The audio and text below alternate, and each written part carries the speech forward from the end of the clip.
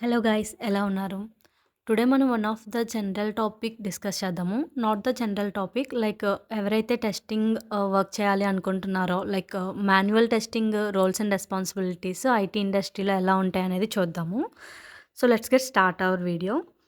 So, as a manual tester roles and responsibilities ఏముంటాయంటే, starting వచ్చేసి requirement analysis or the requirement gathering అని ఉంటుంది. అంటే ఏదైనా ఒక ఫీచర్ అనేది డెవలప్మెంట్‌కి వచ్చినప్పుడు, లేకపోతే ఏదైనా ఒక బగ్ ఆర్ ఎల్స్ ఏదైనా ఒక యూజర్ స్టోరీ అంటే some feature of the application అనేది డెవలప్ అయ్యి, అది మనకి ఎండ్ యూజర్ వరకు వెళ్ళాలి అన్నప్పుడు టెస్టింగ్ అనేది చాలా ఇంపార్టెంట్ అనమాట. సో, ఏ అప్లికేషన్ అయినా కూడా టెస్టింగ్ కంప్లీట్ అవ్వకుండా రియల్ టైమ్ యూజర్స్‌కి రాదు కదా! సో, ఏ ఫిక్సెస్ ఉన్నా కూడా ముందే ఫిక్స్ చేసుకొని, ఆ clear version of the application అనేది ఎండ్ యూజర్‌కెళ్తుంది.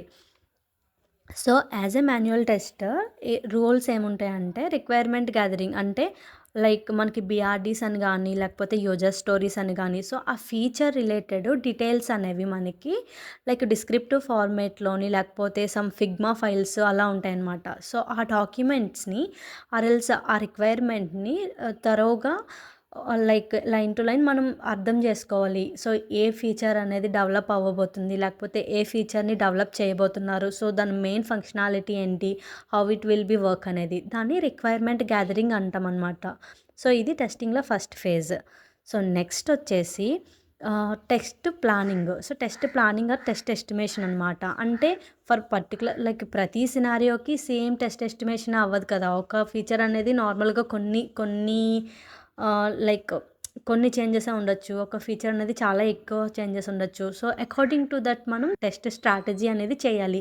సో, ఈ ఫీచర్‌కి ఇంత టైం పడుతుంది. సో, ఇన్ని స్టోరీ పాయింట్స్ అవుతాయి. సో, మన ఎఫర్ట్ ఇంతుండాలి. సో, ఒకవేళ చాలా main feature and it having impact more on the application అంటే, ఆ సరౌండ్ అప్లికేషన్ మొత్తం చెక్ చేయాలి కాబట్టి, మనం ఇంకా ఎక్కువ స్టోరీ పాయింట్స్ అంటే ఏంటి? మన ఎఫర్ట్స్ అన్నట్టు. మన ఎఫర్ట్స్ ఇంకా ఎక్కువుండాలి. సో, ఆ ఎస్టిమేషన్ అనేది జరుగుతుంది. అది test estimation test planning. Then test case design అనమాట. This is one of the main for the manual tester or any tester. So, అసలు టెస్ట్ కేస్ డిజైన్ అంటే ఏంటి? We have test scenario design, test data and test case reviews అనమాట. Test scenario design అంటే ఇందులో step to step execution ఏముండదు. ఆ functionality ఏంటి? దాన్ని ఎలా వర్క్ చేయాలి? ఎప్పుడు వర్క్ చేయాలి? So, that outline of that code or outline of that test అని చెప్పొచ్చు. దాన్ని టెస్ట్ సినారియో డిజైన్ అంటాము.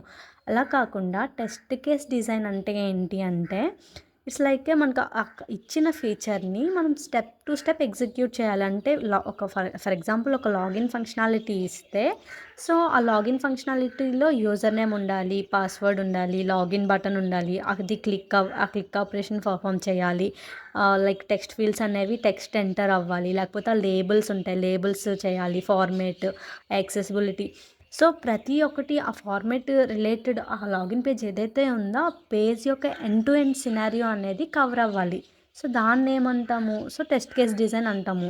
లైక్ మనం ఎవరొచ్చి మన టెస్ట్ కేస్ చూసినా సరే it should be very descriptive. So, end యూజర్‌కి ఖచ్చితంగా ఆ ఫీచర్ ఎళ్ళకముందే మన టెస్ట్ కేస్ రీడ్ చేస్తే ఏం చేయాలి? ఫంక్షనాలిటీ ఏంటి? అసలు ఏం టెస్ట్ చేయాలనుకుంటున్నారు? లేకపోతే ఏం డెవలప్ చేశారు అనేది తెలియాలనమాట. అది టెస్ట్ కేస్ డిజైన్ అవుతుంది. నెక్స్ట్ ఫేజ్ వచ్చేసి test environment setup.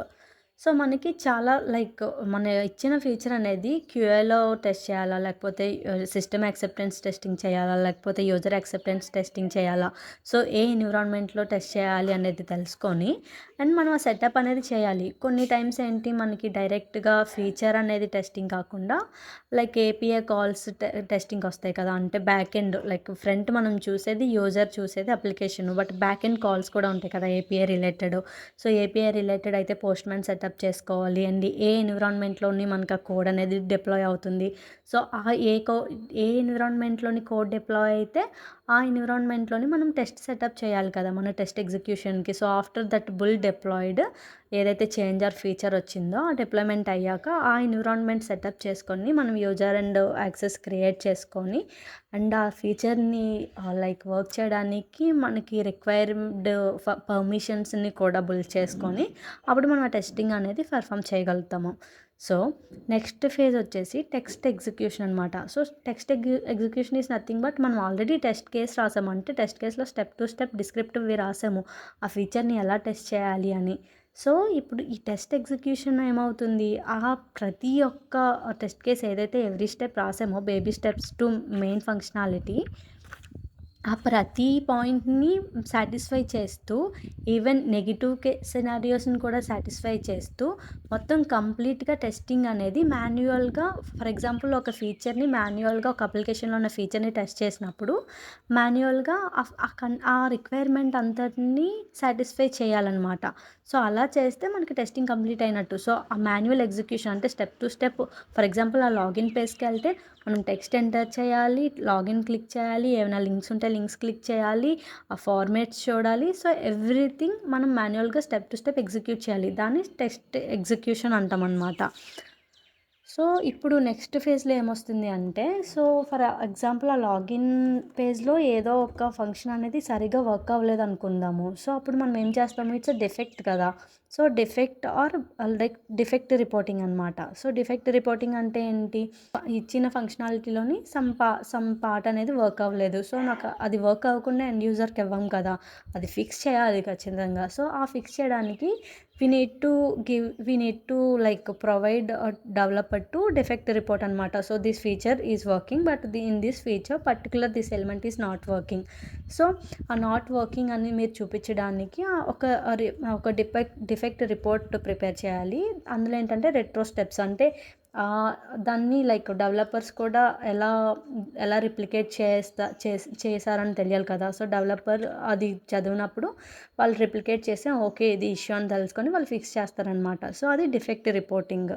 So post that ఏం ఫేజ్ ఉంటుంది అంటే retesting or regression testing. So retesting and regression testing ఏంటంటే ఆఫ్టర్ డిఫెక్ట్ ఏదైతే ఫిక్స్ అయ్యి మళ్ళీ మనకి బిల్డ్ వచ్చిందో, సో బిల్డ్ మెర్జ్ అయ్యాక ఆ రిలేటెడ్ డిఫెక్ట్ ఏదైతే మనం రేజ్ చేసామో అది and also main feature functionality ఏదైతే ఉందో అది రీటెస్ట్ చేయాలి. అండ్ రిగ్రెషన్ ఏంటంటే ఇప్పుడు ఫిక్స్ వచ్చాక మళ్ళీ రిలవెంట్గా ఉన్న ఎన్విరాన్మెంట్ లైక్ అప్లికేషన్ ఏమి ఎఫెక్ట్ అవ్వలేదు కదా! సో అది కూడా చెక్ చేసి, సో మొత్తం కంప్లీట్ అయ్యాక ఇప్పుడు ఏంటి మనకి ఒక క్లియర్ మనకి మనం టెస్ట్ చేసిన లైక్ అప్లికేషన్లో ఏం డిఫెక్ట్స్ లేవు, రిగ్రెషన్ టెస్టింగ్లో కూడా పాస్ అయింది, రిగ్రెషన్ టెస్ట్ కేసెస్ కూడా పాస్ అయ్యాయి అంటే we can give the test closure అనమాట. టెస్ట్ క్లోజర్ ఏంటి, మనం ఒక డాక్యుమెంట్ సమ్మరీ డాక్యుమెంట్ని ప్రిపేర్ చేయాలి.